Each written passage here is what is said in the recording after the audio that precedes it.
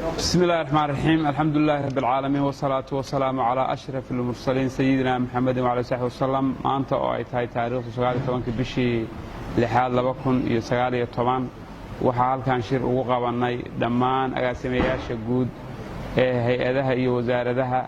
iyo agaasimayaasha maamulka waxaa laga wada hadlayay kicinta iyo kor u qaadida canshuurta ku waajibtay wasaaradaha lacagaha akoomada oo hay'adaha soo maraanin canshuuraha ku waajibay wasaaradaha baa la soo daabacay 5 bilood wasaarad walba lacagta ku waajibtay wasaarad walba lacagta ku dhiman wasaaradaha iyo hay'adaha aan lacagaha bixin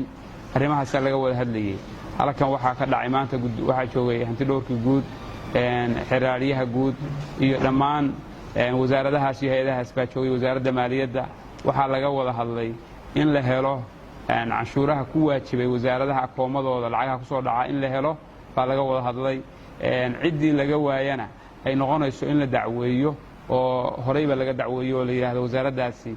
lacagihii ma bixin waa jiraan wasaarado iyo hay'ado aanu hadeer konseyn ka muujinay oo aanu niri ma bixin canshuurihii kuwa qayb ku dhiman tahayna waa jiraan kuwa wada bixiyay oo ammaan mudan oo la ammaanay oo meesha laga ammaanayna way jiraanin waxaan go'aaminay in bil walba 19 bisha la isugu yeero agaasimayaasha guud iyo agaasimayaasha maamulka oo maxaa ka hagaagay lacagihii canshuuraha oo la rabay maxaan ka hagaagin yaa mudan in lagu ammaano hawshii loo diray yaan mudnayn oo la dhahayaa qofkani ma istaahilo inuu ummadda wax u hayo maadaama uu gabay inuu bixiyo canshuurtii 19 bisha bil walba in shirkaas uu qabsoomo baa la jideeyey oo aan go'aaminay waxa kale oo la cadeeyay hay'adii lacagaha ku dhiman laga waayo hada hay'adaha qaybaan lacagahoodii ka joojinay waxa hay'adii laga waayo lacagaha ku dhiman in aan gudbino anagu ma xukunno oo shaqaalaha aan action ka qaad karno ma aha laakiin hanti dhowrka guud xiraaliyaha guud madaxtooyada intaasaan waxaan u gudbinaynaa hay'adaas in laga waayay canshuurtii dawladda suuragal ma noqonayso in bishu markay dhamaato iyadoo ay rabto inay kharashaadkii iyo adeegyadii mushaarkii hesho iyadana lacagtii laga rabay laga waayo suuragal ma noqonayso annaga wasaaradii aan ka weyno hay'adii aan ka weyno lacagihii ku waajibay dacwad baan gudbinaynaa waxaan leenahay qofkaasi ma istaahilo inuu ummadda wax u hayo waayo canshuurtii dawladda laga waayay shirkaasaan qabanay waxaan aaminsannahay inuu yahay shir dhaxalgal u ah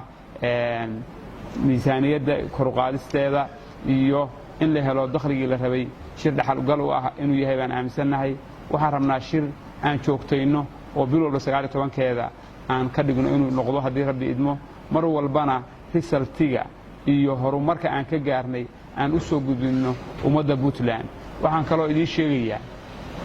inaan shacabka Puntland hadda ka hor waxaan niri waxaan la wadaagaynaa miisaaniyadda dawladda wixii noo soo xarooda iyo kharashka aan bixino ummadda waa la wadaagaynaa hadda kadibna waxaan la wadaagaynaa ummadda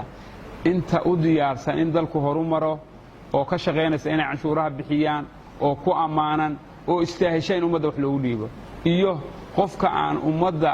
in wax loogu dhiibo aan istaahilin qofka aan xil iska saarin ummadda canshuurta inuu bixiyo ama canshuurtii doono ma aaminsani anigu inuu yahay qof ummadda wax loogu dhiibi karo taasna waa sheegi doonaa waa caddayn doonaa ganacsatada qayb baan shahaadooyin siin doonaa oo waxaan ka ammaanaynaa ummadda hortooda oo waxaan uga ducaynaynaa ummadda hortooda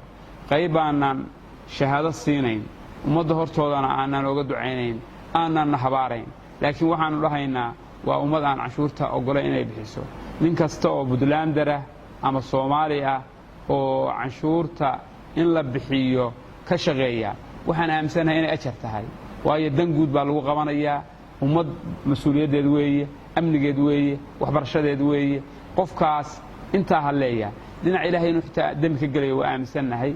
culimaduna way ka hadleen Sheekh Daahir iyo Sheekh Ahmed Daahir iyo khayr Allah siiyo way ka hadleen labadu waa ka hadleen canshuurta in la bixiyo waa waajib diiniya anigu waxaan qabaa marka in qaybna dadka lagu ammaano laguna abaalmariyo qaybna lagu tacsiiro ummadana loogu sheego inaysan mas'uul dadkaas ahaanayn shirka haddii ilaahay idmo waan wadi doonaa aad iyo aad waxaan u mahadcelinayaa dhammaan agaasimayaashii guud oo ka soo qayb galay agaasimayaashii maamulka oo ka soo qayb galay shirka madaxdii wasaaradda oo wasiir dawlaha iyo wasiir ku-xigeenada iyo agaasimayaashii xisaabiyo ay ku jireen iyo bahda